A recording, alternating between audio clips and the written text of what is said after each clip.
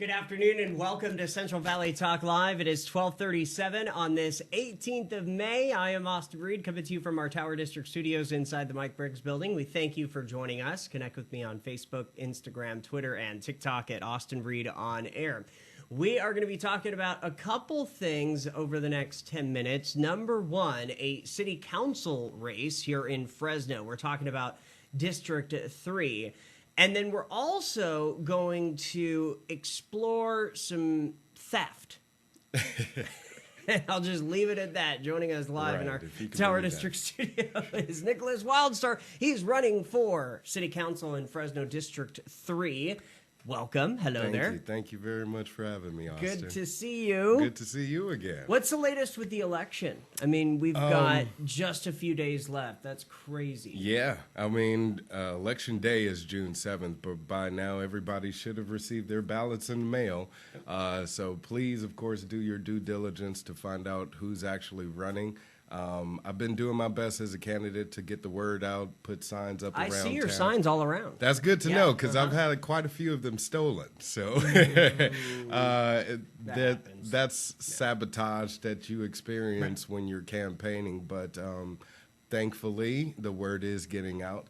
And I'm having the opportunity to be seen and heard by more people. So we'll see what happens in June. District 3, remind everybody where exactly that is. What part of town? That's Tower. This side of Olive. So it's right. Okay. Yeah. And then it's pretty much like a 5 to 10 mile radius surrounding the 99 to the 180. All the way to up to Clinton. So it neighbors District 1. Which is, I guess, on this side of Clinton, north of Clinton, and north of Olive. But, it also incorporates downtown, Chinatown, all the way to Jensen, central area. So it's quite of a large area. Now, you have politics is nothing new to you. Not at all. You have been in many campaigns. Why this one? Why are you so confident and excited to become the next city council member for District 3? Well, I still have the desire to serve my community and get in there and serve as a representative. And I really feel like that's my calling in life. So I'm just staying adamant and fighting for that opportunity. So I have ran for governor 3 times. I ran for Fresno mayor as well as Fullerton City Council when I lived there. So I figured just getting myself in on the council level, on the city level, will give me an opportunity to show and prove to the public and grow bigger. Exactly. And hopefully they'll support my future aspects. Let's talk about how you're different than your opponents. Well, the one that's offering practical solutions. I mean, especially when it comes to homelessness. Right now, the city is spending upwards to $100,000 just to renovate hotel rooms that are limited in their accessibility. I mean, if someone has a disability or a handicap, not all of those hotel rooms have ramps or anything like that. But my goal is to actually build a manufacturing facility here in Fresno where we can create 3D printed homes. These homes could actually be built in less than 24 hours. They cost less than $10,000, and they're self-sustainable and portable. So these are state-of-the-art homes that could be readily made available to our men and women that are living on the streets that have small children. Not a lot of people think about the families that are actually living out and that are unhoused, but not all of them are out there being seen. I've been involved in pit counts, point-in-time counts here in Fresno, and it's nearly about 5,000 people that are displaced at this time. I know a friend of mine who lives out of her business because she can't afford to pay her rent, and she has 2 small children. So those are people that aren't taken into account when we talk about our unhoused population. But of course, our military veterans that are suffering from PTSD are out there living on the streets, including troubled youth that maybe got spat out through the, foster care system or, maybe has some troubles at home, but we need to be taking into account those people instead of just thinking everyone out there has a mental health issue or a drug issue and they need to be discounted. We need to make sure we have adequate housing and affordable housing, and having that 3D printed manufacturing facility, I believe, would help fill that void. We got to talk about something I saw on your Facebook the other day. All right. Catalytic converter theft? What Catalytic converter. Oh, what did I say? Cadillac converter. Oh. That's actually what the lady said in a video. But yeah, the catalytic converter, I guess, some part on your car that prevents it from so loud. Right. I don't know the first thing about cars. Yeah, I'll I don't just either, be honest. obviously. But and that's what actually shocked me is my wife and I, my family, and including our son, we went out to the Garlic Festival over the weekend. And this was out there at the fairgrounds. And we parked on the streets, because they charge for parking like $10 or something like that. And for a working class family, every dollar counts right now. And we're no exception to the rule. So we parked on the streets and we went to the festival, had a great time, and we're leaving.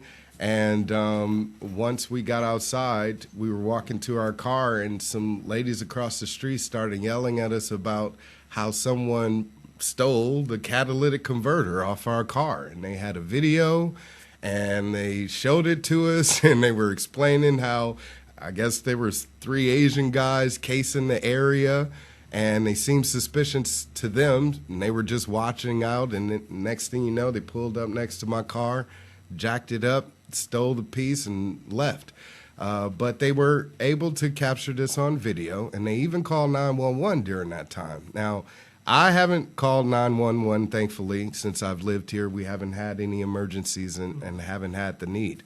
But the people that saw the theft called 911 to report it, and they were told that unless the victim is there or the property owner, that there was nothing that they could do. And pretty much call back when they had arrived. So once we got there, I called 911. I was told to then call the non-emergency line, which isn't easily accessible by Google. But the agent gave me the non-emergency line, called that number, spoke with someone. They said they would file a report, or I could stay there and wait for an officer to arrive on the scene. Now, we had our son with us. He's 2, and he was ready for bed. So I let her know, hey, we can't stick around here. How, long will it be? And she said she doesn't know, even though there's a police station right around the corner from, the big fair. So I said, hey, we're going to go home, just have the officer call, when they're available so we can file the report. And then the next day, we actually got called and were able to file that report. But from what I've been told, there's not much that's going to happen from that other than maybe a inquiry as to what happened. But who knows when that will be. The ladies that saw the thieves and could give a description of them still have yet to be interviewed, So I'm not sure where to stand on I guess, community violence when it comes to police presence, because we were at the fairgrounds. There was police all over the fairgrounds, none outside, but yet this happened. I even spoke to a buddy of mine, and he said his catalytic converter was stolen off of his car in his driveway when a cop was down the street. So, so this is happening everywhere, right? Yes, it is. It's definitely a epidemic here in the city of Fresno and nationwide even. But you would think with that being known that our police would make a hefty effort towards trying to prevent those type of crimes. But they're still looked at as petty crimes and not really taken that seriously.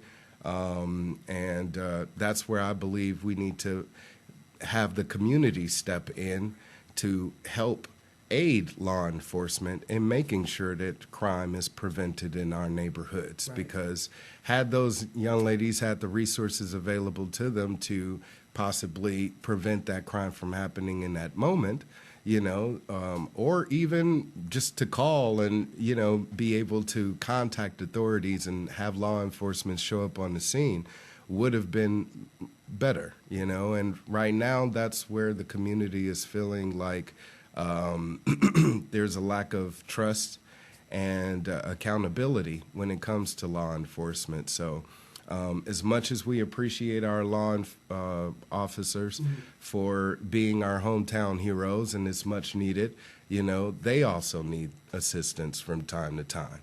And it can't be everywhere all the time.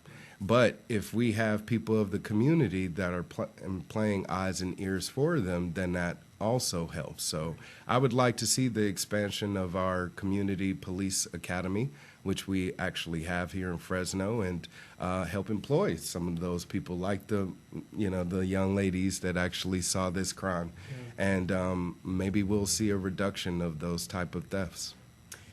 Again, Election Day is June 7th. Yes. People can learn more about you at crowdpack.com. I'm promoting my crowdpack.com. Okay, that's okay. That's it's like all right. a GoFundMe for political candidates. So perfect. it's crowdpack.com/C/Go Wild Fresno. Go Wild Fresno. Yeah, that's my campaign slogan. I like that. Fresno to go wild. Yep. Choose Wildstar for governor.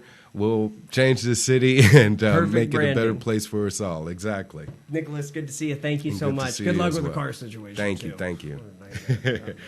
All right, I'm Austin Reed. Thank you for joining us for Central Valley Talk. Have a great rest of your day, and we'll see you again soon.